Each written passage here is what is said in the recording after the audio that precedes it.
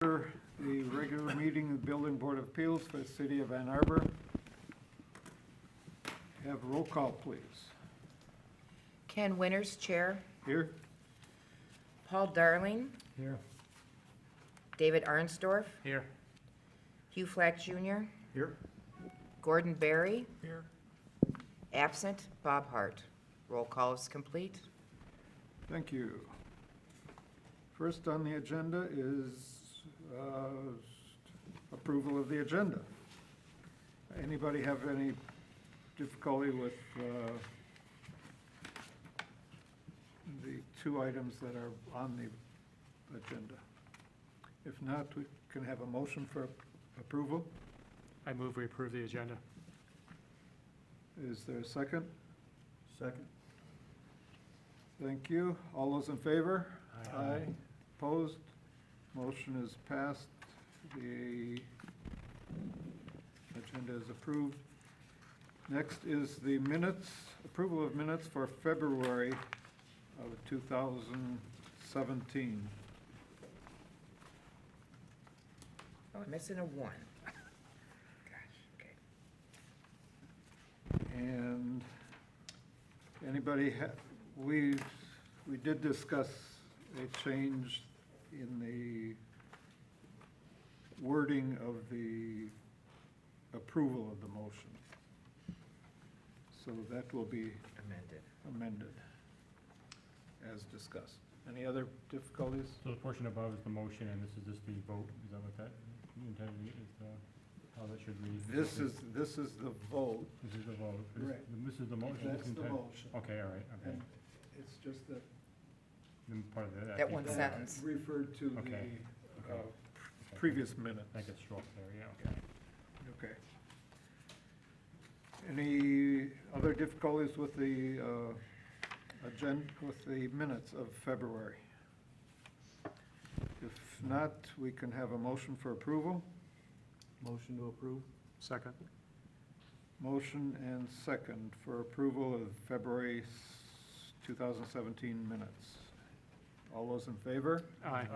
Aye, opposed? Not that I am opposed. I voted in the affirmative. Okay, so the minutes are approved. Next would be minutes for May of 2017 meeting. Any discussion on that?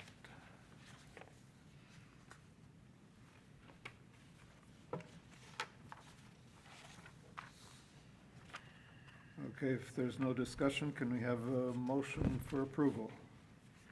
I move to approve the minutes. Second. Motion and second. All those in favor? Aye. Opposed? The minutes are approved for the May 2017 meeting. Next would be public commentary for general. The general public commentary time. Anyone here for that? Thank you. First thing on the appeals and actions and show cause hearings would be BBA 17, appeal for hearing, the appeal hearing for 1811 Hermitage Road in Ann Arbor. Someone here to speak on that? Yes. If you could come up and make sure that you're signed in, and we could have the staff give us the summary of that appeal. The applicant is proposing that a commercial fire door system be installed over an existing window which exists in a common wall between an existing first-floor family room and a proposed new attached garage addition of a single-family home. The building department has indicated that the 2015 Michigan Residential Code does not allow for an opening between the house and a garage unless a solid wood door, a minimum of 1 3/8 inch in thickness door, or solid or honeycomb door, door not less than 1 3/8 inches thick, or a 20-minute fire rated door.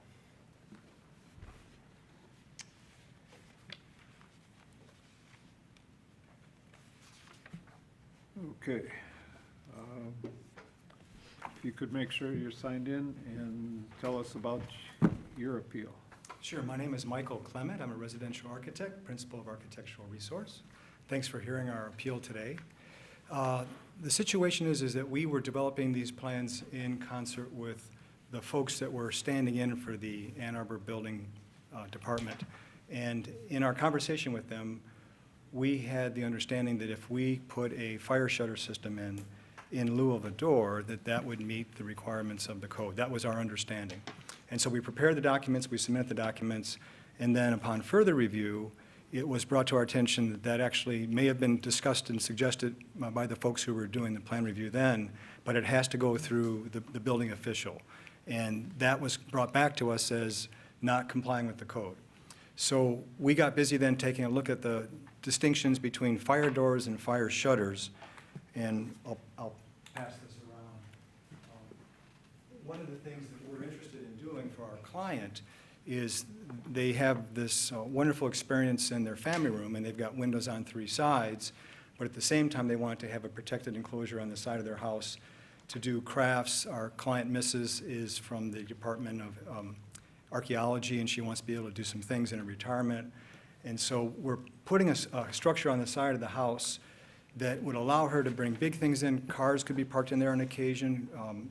Her big pieces could be brought in. But they didn't want to close off the daylight coming in from the side. And so our intention is to put this enclosure on the side of the house, but keep the big windows that they currently have to the west still operational in terms of bringing in light. In fact, we went so far as to put larger windows to the further west edge of the new addition to be able to bring that light and experience in. So that was our design intent.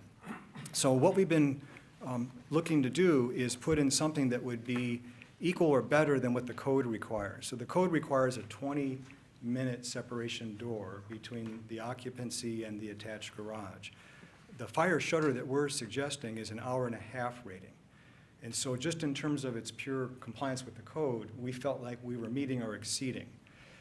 The difference between the two, in our eyes, is the fact that a door, which is a door to the residence, could be left open, could be left closed. This, by virtue of the fact that it would be activated through a smoke detector, would drop down automatically, whether someone was there or not.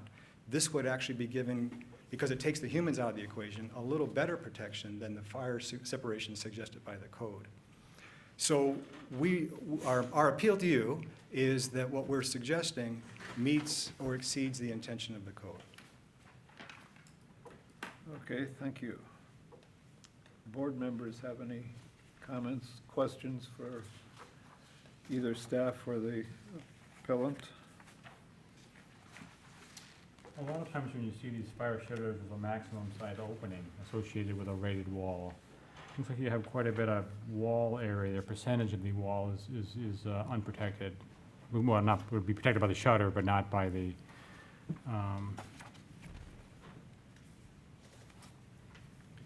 So is that like 50% of the wall there maybe is your glass? So I'm understand your question, Paul. The wall that separates the new addition from the house will be sheathed with 5/8 Yeah. inch fire code, Yeah, and this is merely to cover the existing windows. right, yeah. Does that, So the wall is rated, so that wall, okay, that wall is maybe 6 by 8, so maybe it's, This is the open. so the opening is about, maybe 6 foot wide by 8 foot high, so maybe 50 square feet, 60 square feet, and the wall, total wall area of the entire garage, or what percentage of the wall is it? I don't know. Is it 30% roughly, 50%? Let me glance at the drawings and I'll give you a shoot Okay. from the hip. How does that sound? I don't know if there's a maximum percentage of rated, percentage of opening. Sometimes you see that quite a bit for an exterior wall, where it's a maximum. So Wow. what I understand is if you are in a fire separation distance between an adjacent building, Yeah, yeah. that's where that kicks in. Yeah. This is Between two inside of a uses. building. Yeah, So yeah. I think the question of the day is a fire shutter equivalent to a fire door? Mhm, mhm. You do have a door from the outside that goes into that space. Correct, Ken, Mr. Winters, and it does go to an outside deck, so that does not go directly into the house. Yes. The plan might show that a little better. So that sits behind the house, and that allows them to come from their patio or what have you into that space. But there is no connection between the residence and this proposed addition. Okay. Is that window operable? You know, it's a good question, and I don't know. I don't know if that's operable or fixed. Let me see if I can glance. I believe that it's fixed, I'm sorry, I believe that it's operable. So it was a casement, it may not. It looks like it's a case. No, it's actually, the reason it's the biggest double hung window I've ever seen in my life. So Okay. it is a operable double hung window. And that shows up on the 1 AO4, page 4 of 7. You know what? I'm sorry, gentlemen. It shows up on page 1 AO6, and it's still one of the biggest double hungs I've seen, but it's just 2, it's not 4. So it's on page 1 AO6, that's the section cut through the proposed addition, Okay. looking at the existing outside west face of the house. It's at the front of the section. Page 18? I'm showing it as page 6 of 7, but I don't know. Oh, if you're, it's 24 of this. Oh, 24. Oh, and their copy, thank Now, you. is the And our activation copies. of the fire door smoke detection or a fusible link? I thought it was a fusible link. It was submitted as a fusible link because that's what we were suggested to take a look at by the building department. But we received your concern, and we wanted to do right by our client. So we did a little bit more research, and we're discovering that a smoke detector would be a quicker response time than a fusible link. Mhm. And one of the other things that the code does do, actually in the NFPA, is their big concern is the smoke. And so since their concern is the smoke, and we want to eliminate that, having a device that senses the smoke seems to be in alignment with the intent of the code.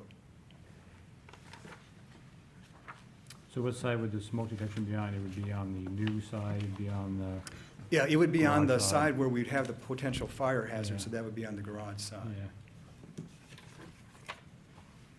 Does this fire door fail closed? Yes, that's a great question. So the other issue with fire doors like this is blockage. So if you have an operable window and you put a flower pot outside and it stops it from dropping. Also damage, I've seen many of these, but they've always been interior as opposed to exterior mounted. And the other requirement is often a drop test once a year, just to make sure that it's all operable. Obviously, I don't know how to enforce that, but Yeah. it's certainly something the owner should be aware of. Well, Mr. Fleck, you bring up a great point, because our interest is like your interest, to protect our clients, present and future. So having a requirement or a letter from the owner saying that they would perform a drop test once a year, I think is a phenomenal idea. You'd sleep better, we'd sleep better, so would they. As far as whether they're going to put something in it to block it, that's a great question, and I suppose the same question could be posed to fire doors. So I don't know how to answer that. Absolutely. But you're bringing up a good Is point. there a reason to have the window there operable once the new room is built? It's simply that it's there. I mean, the existing window's there and to keep construction costs down. And we Right. could take it out and put a fixed window there, Yeah. but Or you that could wasn't, just nail You it can make shut. that one but- fixed, yeah. Yeah. or we could make that one fixed. I have talent here that can do that. Yeah. Yeah. That would probably be a good requirement, additional requirement here. You have skylights on the flat portion of the roof, correct? Correct. Is there any concern with the skylights? How close are they to the windows up above on the second floor? Is that a The difficult? code doesn't address that area. I mean, I presume the risk is, that they're assuming is, particularly in a garage, there's higher risk of fire in a garage. Starting in a garage, and you want to prevent it from getting into the rest of the house if you can, right? Or at least delay it as long as Right. possible. Are the skylights made of something that's going to withstand fire for half an hour, for an hour? Yeah, Mr. Winters, that's a good question, and we actually looked at that closely because the client's interest is to bring as much light and openness into that space. Assume that there was a car parked next to the house and there was no enclosure. The intent of the code is to prevent fire from getting into the house. But it might go upwards, there happens to be a roof above it, it's kind of outside of the scope of the code as Mr. Dempsey was suggesting. You could do that in any garage, probably, you could put skylight in any garage if you wanted to, probably. Yeah, to the same, we wouldn't be required to, do a fire protected if it didn't have living space above it. We're trying to separate that. So as we understood it, that The real issue was the fire making its way laterally into the house. But again, that skylight is a foot, 2 feet from the Upper floor, huh? upper floor window.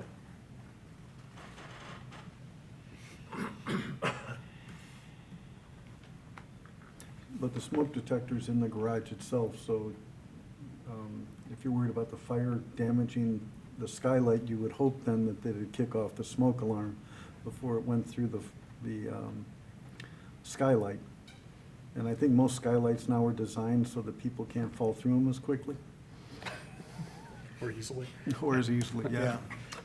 Yeah, the skylights that we're specifying are Velux, and they do have tempered glass above laminated glass, and the intent is that no one's coming through. That would be Okay. pretty resistant. Okay.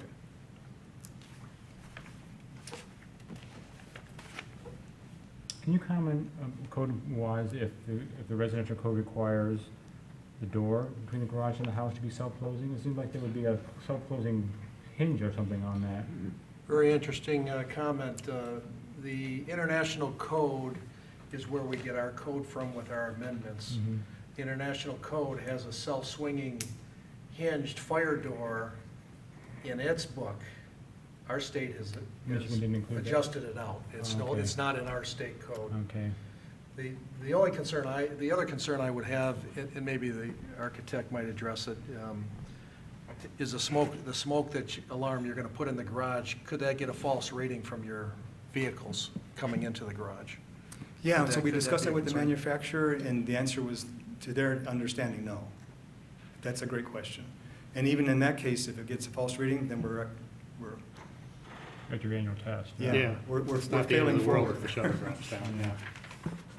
So would that smoke detector be tied to the rest of the system, or would it be a standalone to this fire shutter? Wouldn't, if that went off, is there a separate detector in the garage that would alert the rest of the house? Or would the shutter come down and people wouldn't know there's a fire in the garage? Yeah, this system is self-contained. There might be a Okay. way we can put a relay to jump it into the Uh-huh. other system. Or I- a second I- head? I mean, really, Yeah.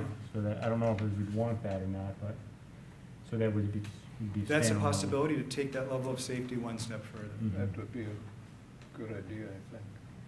That was gonna be my question, is the garage smoke detector interconnected with any smoke alarms in the house?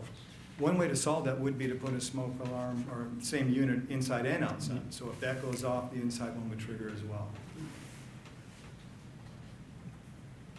And that is an option inside of the manufacturer's program. We can do dual sensors. Okay. We were suggesting one in the garage because we didn't feel if there was a fire hazard from the house coming in the garage, that's not really our concern here. We're trying to prevent the other direction. There wouldn't be any sleeping in this new space, right? Is this more like a They'd TV? be, it's not heated, so that would be. Okay. Okay. Not in the winter, anyway. Yeah, I don't see genuinely camping out. Is it gonna be a workspace? It's kind of a multi, The back. they currently have no garage of any sort. So this is gonna be a workspace, a storage space, yard equipment, so it's a little bit of everything.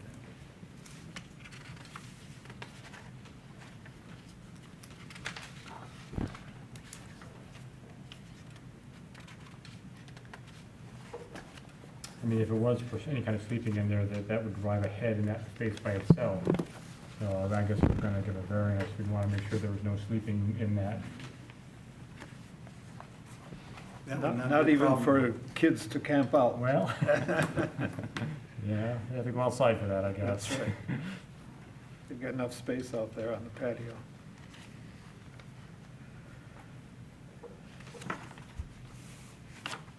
So an annual, drop test, that would be kind of an inspection service period at the same time, probably.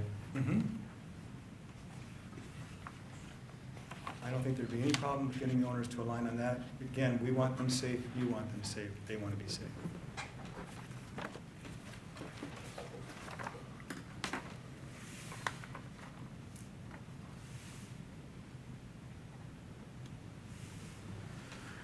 Any other questions from the board? No. You have anything else? No, I think while a fire shutter door I think it could be possibly considered an equivalent process. The only concerns I had are what I had mentioned before was the openability, where you have a common wall, which the code addresses. And the other issue was you have residents in the house sleeping. But if you feel comfortable with this gentleman's comments, that would be up to you to rule on anything outside of that. So. Okay, thank you. Did you have anything else? No, thank you for your time. If we could have a motion. You took some pretty good notes. You want to try that, Paul? Okay.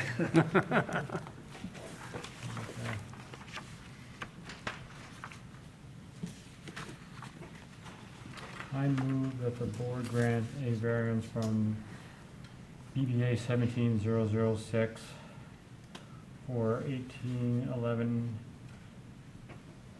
Hermitage Road, Ann Arbor, from section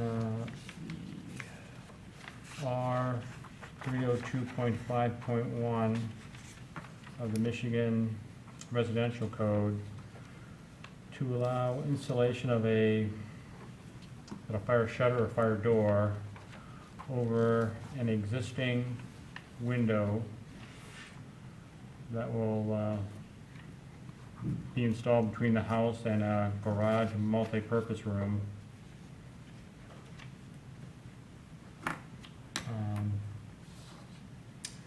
That will provide an alternate form of protection to what the code requires for a wall, separation wall between the house and the garage space, provided that the fire shutter door is controlled by a smoke detector on the garage side of the space that will trigger the operation of the door, that a drop test of the door is provided at least once a year, and the homeowner provide a letter to the city or copy of the drop test results to the city annually. That'll include any service or inspection that occurs to the door.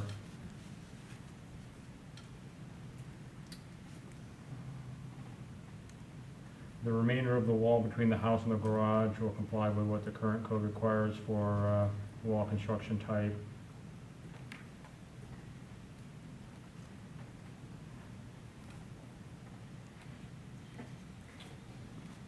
That the window be fixed, secured shut.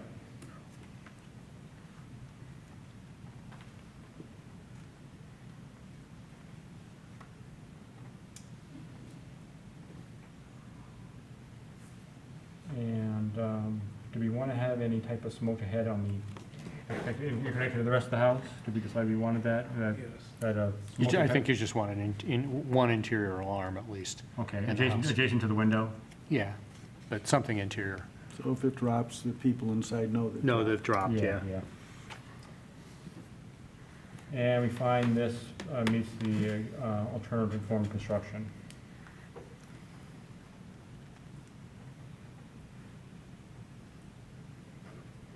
Okay, thank you. Is there any other comments, questions about the motion? If not, we can have. Second. What's the intent of fixing the window closed? So that the shutter won't impact the operation of the shutter, and I think make it more airtight, so if there's fumes in the garage, it wouldn't be coming into the house through an open window. And less likely for the people inside to open the window and stick something out that would block the drop. That's really the primary issue. Okay, I mean, I don't see that as being, I see it as inhibiting the homeowner's enjoyment of the house, but I wouldn't block I'll go with the motion.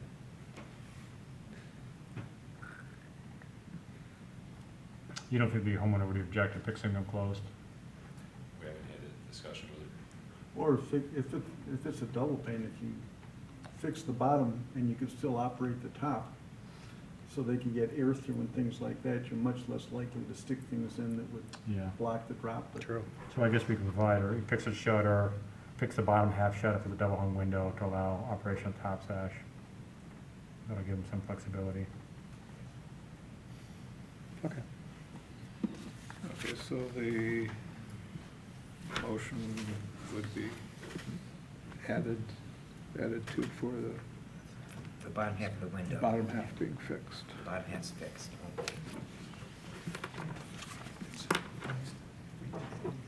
Any other comments or questions?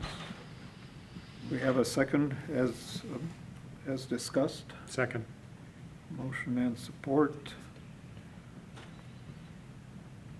All those in favor? Aye. Opposed? Motion is passed. The variance is granted with the discussed added items. Thank you, ladies and gentlemen. Thank you very much.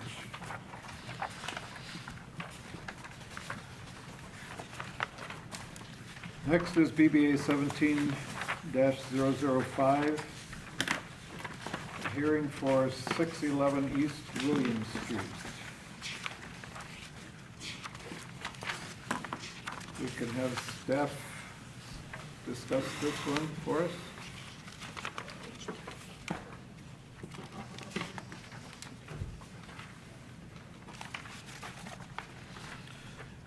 The applicant is proposing that the requirements of needing bathrooms to be located on the first floor be allowed to be placed in the basement. By following the code requirements on the allowed location for bathrooms, the organization would be making the building less desirable and not functional. The intent of the organization is to use the structure as functionally possible and how it has been used in past years. And what is your recommendation on this? I'll read my Yes, please. read the staff report and then go with my conclusion. The builder has applied to renovate the building to assist in making it functional while allowing it to become more accessible. In the building plans for renovation, the bathrooms have been placed in the basement to allow the congregation more functional space on the first floor.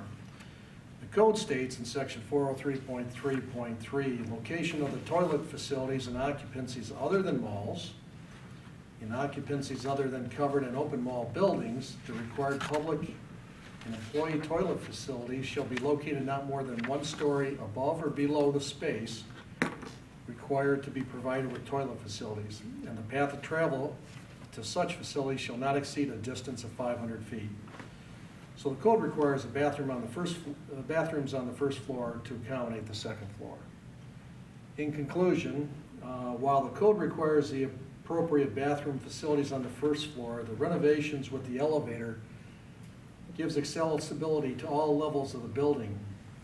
With the distance of travel from the second floor to the basement being minimal and with close proximity to the elevator, the bathrooms in the basement could be considered equivalent to the code. Also, by altering the first floor to accommodate the bathrooms, the use and historical functionability of the first floor will be changed. Because of the historical significance of this building and the minimal distance to the bathroom, staff would recommend approval on this project. Thank you. Is there someone here to discuss this? If you could make sure you're signed in and tell us about your appeal.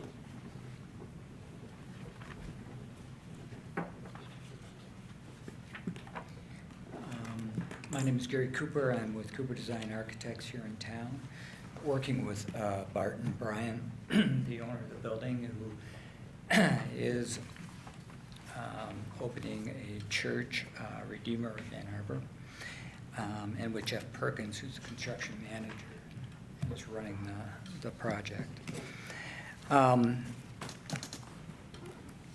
Glenn gave a really good synopsis of the issue. A couple things I wanted to point out is that people see this building and they think it's a fairly massive structure. It certainly is massive vertically and from the outside. However, the square footage of the building is really tiny. The existing basement level is only partially excavated. It's about 333 square feet. The first floor and the second floor are 875 square feet apiece. So we've got a usable area of about just over 2,000 square feet on 3 levels. So what has occurred is that as we've looked into renovating the building and adapting it for this use, which is, in our opinion, very similar to the original use, the building was built for a meeting house for Delta Kappa Epsilon. It wasn't a live-in fraternity house, it was a meeting place. So the second floor is a large meeting space. You've got photographs. They would have ceremonies there. They would have induction rites, different kinds of gathering, entertainment, speeches, that kind of thing, which is exactly what will happen essentially with the church, and that will become the sanctuary for the church. The main level of the building had a small entryway, stairs to the basement, and upper floors. I think it had a coat room, and then there was just one large room in the back, which it was just ancillary functions like the church would use it for, dinners or informal get-togethers, small meeting, that kind of thing.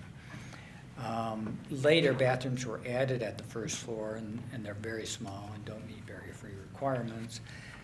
The stairs have winders, don't meet any of today's requirements. And so we are being required to rebuild the stair from the first floor to the second floor, and that creates a huge additional area. It takes up quite a bit more area, footprint area, than the current stair. We have to rebuild the stair to the basement as well, and we have to rate that stair, and that does the same thing. It takes a big chunk of space out of the basement level. In order to install barrier-free restrooms, we can fit them on the first floor. It's difficult, but the bathrooms that are on the first floor are so tiny that we can't use those. Plus, the elevator, the only place we can put the elevator is where the bathrooms are. So the bathrooms are being displaced to the basement, where we can put 2 full-size barrier-free restrooms. And then we have to add the elevator shaft through all 3 levels. We have proposed to excavate the basement. The basement is about 1/3 excavated and 2/3 unexcavated. And it's a crawl space. So we're looking at adding 423 square feet to the overall area of the building by excavating the basement. We did an interesting calculation for a meeting we had and involved the planning commission or the planning director. And when we take the bathrooms that we have, the stairs that we have, and then we look at the area that we are taking up with the new stairs, the new elevator, and the new bathrooms, we're finding that, in effect, we've expanded the building by 243 square feet, but we have only got an additional 3 square feet of additional usable area because everything has gotten so much bigger. So essentially, we're increasing the building by 3 square feet.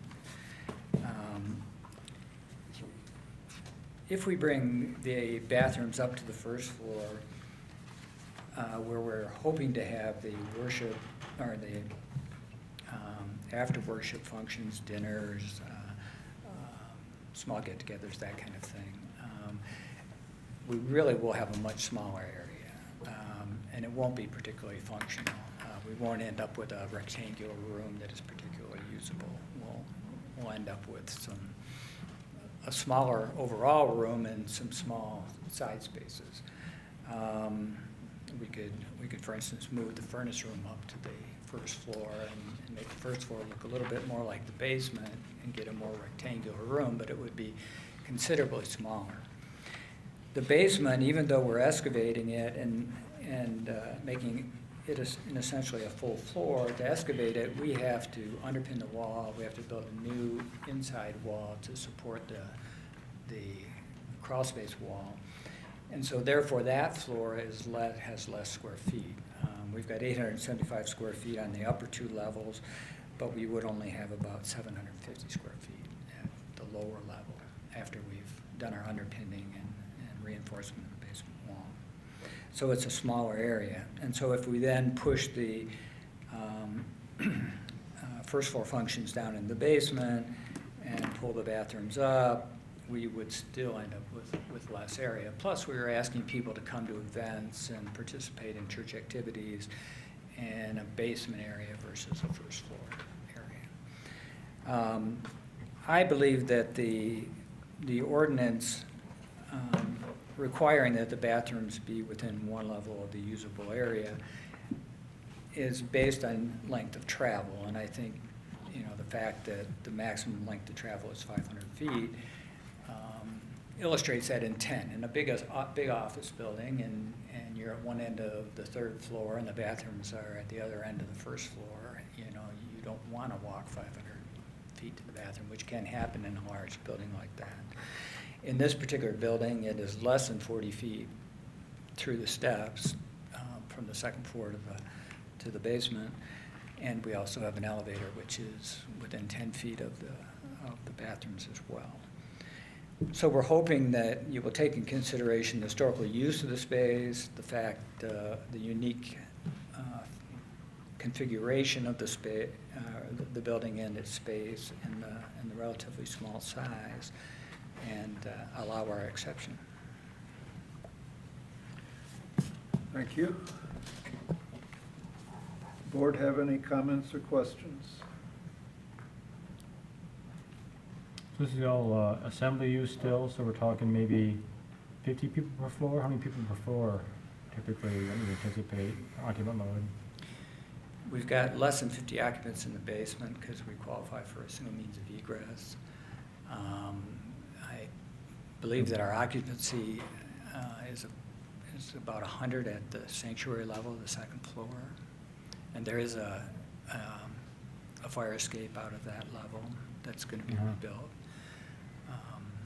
And then the first floor would be less than the second floor. I mean, just given size, I don't have the figures in front of me. So most people are gonna be on the upper floor and would have to be walking down to down to the bathroom probably. Or elevator? Or take the elevator. Yeah. Well, I would say that during services, a lot of people don't tend to leave. You know, I think it's before or after services, and then when people are having meals, I think they would be more likely to be using the restroom when they're having meals on the first floor. So I got a feeling that it's going to be people on the first floor who are going to be most often using the bathrooms. And the first floor functions more like a ante space or a vestibule lobby, and then versus the meeting room space? How does it function differently than the second floor? Yes, I mean, as you come in, there's a vestibule, Yeah. then we'll have an elevator on one side, we'll have the stairs on the other, and then you walk straight ahead into one big room, which has a kind of a catering kitchen on one side, storage for chairs and tables, and they'll set up chairs and tables for, after-service meals or informal meals, that kind of thing, meeting activities. So you think the farthest travel distance from the remote corner of the second floor, to the stairway, and if you walk all the way down the stairway, would be maybe 300 feet versus 500 feet that the code allows? I mean, you're substantially under the 500 feet. Way under it. I would say it's,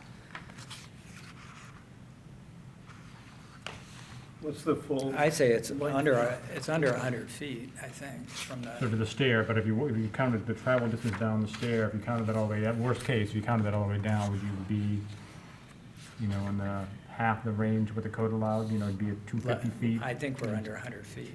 Under 100 If you feet? have to walk all the way across the sanctuary, Yeah, go down 2 flights of stairs, Yeah. and then walk 15, 16 Yeah, feet, yeah. I think we're under so you're 100. saying your total travel distance is your, 20% of what the code allows is the maximum, so it's good to get that in perspective, I guess, so.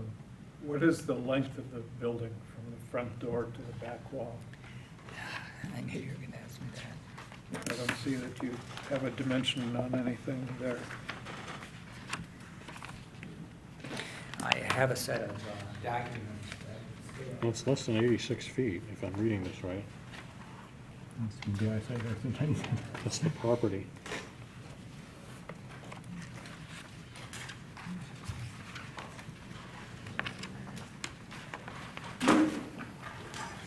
When they establish these distances, they usually are doing it because of time, so that, how long it takes a normal person to get to time, and to Yeah. get someplace, and I think distance-wise, they're fine. Probably the worst case would be I'm stuck in the second floor waiting for the elevator. Yeah, if you choose to do, yeah. You're not walking up to the bathroom, you're walking down to the bathroom. Right. That makes it easier. Get gravity on your side. Right.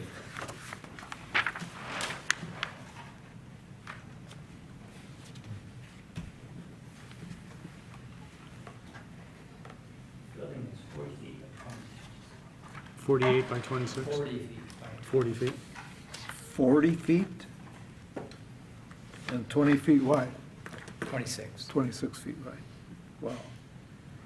Yeah. Looks 3 times that size and from the outside. Yes, it does. Yeah. That's what is deceiving, and we had offered people a chance to come and see the building because it's really kind of shocking. So it'd be, opportunity to provide additional signage then to direct people to the bathrooms on the top floor, that if it's in the basement or something like that, as far as, I think we'd be happy to do that. help them find it, I guess. Restrooms 2 floors down. Express elevator.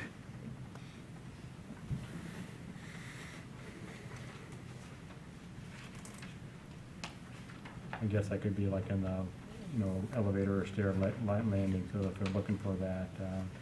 Yes. And this is mainly gonna be people that are familiar with the building, or a lot of people that are not familiar with the building using the building? Well, I think once the congregation is established, Yeah. Nobody Most nobody of the familiar people with are it, gonna be familiar.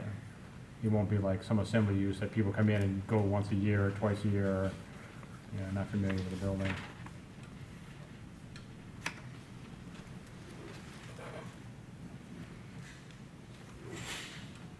So if we were willing to, or, open to give it a variance, would we wanna limit it to this use function? So that if it did change in use from business or assembly, whatever it is, to something else, that they have That to same reevaluate the variance. would have to be reevaluated, yes. Limit to, in the past, you've done either to this use or to this, tenant, or, Owner? building owner. So I don't know if we'd be concerned about the owner of it versus the use of it. If I might add, if there is a change of use, that's reviewed in the plans if they're looking to alter it. Mhm. If it were to be the same thing, I think it would go hand in hand. Okay, But any okay. type of change of use would be done in a plan review and part of the approval process of Yeah. that. Okay. When they do the plan review, do they automatically realize that an appeal and a variance has been granted? Is that part This- of the package? Yes, we'll attach this to the record. Okay. But this would be something researched out if we got a renovation down the road for another business to come in. Mhm. So maybe, I guess, as the use change, I guess, that would also trigger a number of people possibly too. The number of people increases, would be concerned about maybe where they're located.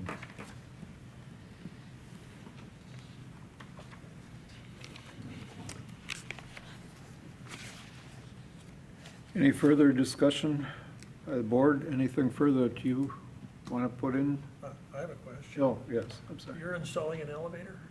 Yes. Will the elevator be connected to the fire alarm system? That's being discussed right now. Jeff has been meeting with the, So when the fire alarm goes off, the car automatically goes to the ground floor and opens? Yes. How will people in the basement and wheelchairs get out when the fire alarm system goes off?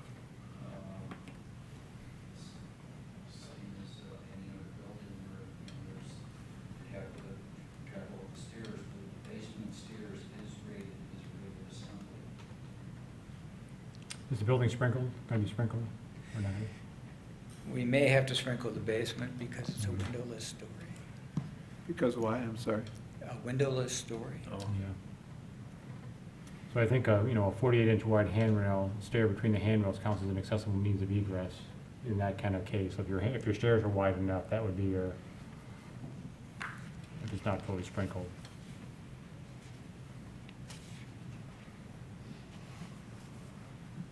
I don't think that impacts where the plumbing fixtures are located, it's just a building code, Yeah, it's just a question of mine. Yeah. If the fire marshal's happy with it, I just thought Yeah, I'd bring it yeah. up.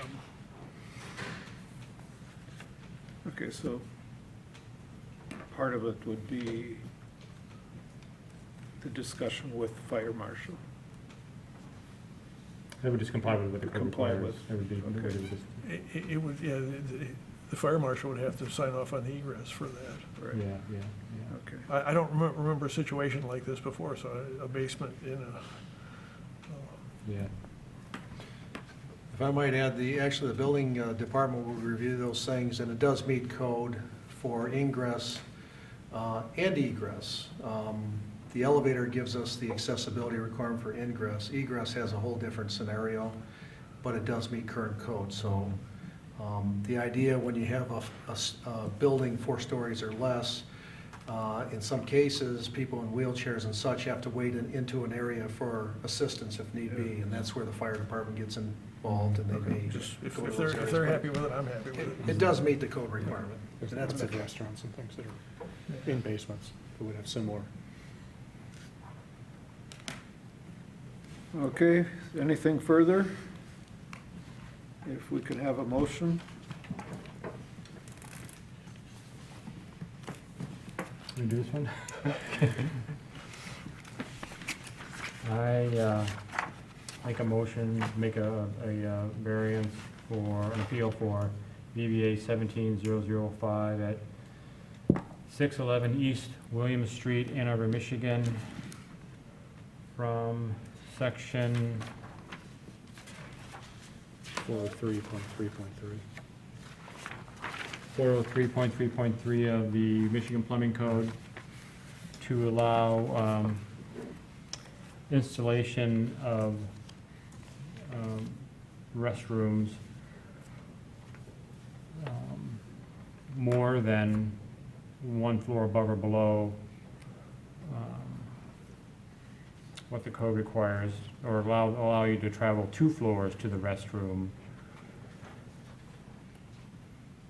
given that the travel distance from the remote corner on the 2nd floor all the way to the restrooms is under 100 linear feet of travel distance, and the code would allow up to 500 feet of travel distance, and this limited footprint building is equivalent to what the intent of the code is as far as reducing the travel distance or time to reach the restroom. And this variance would apply only to this use of the building, that the building is going to be occupied by people that are familiar with it, so they know where the restrooms are at, that signage be provided at each floor level indicating where the restrooms are at, so people can find them easily. And we find this is equivalent to what the code requires. Okay, any further discussion on the motion? If not, do we have a second? Second.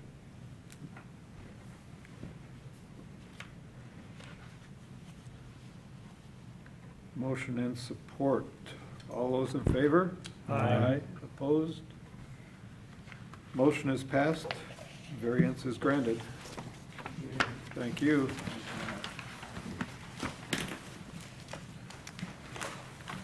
Next on the agenda would be old business. Anybody have anything? Kristen has been very quiet over there. I've got nothing. Thank you. Anything else from the board? Anybody have new business? I hear nothing. Have a motion for adjournment, please. So moved. Second? Second. Motion approved, motion and second. All those in favor? Aye. Aye. We are adjourned.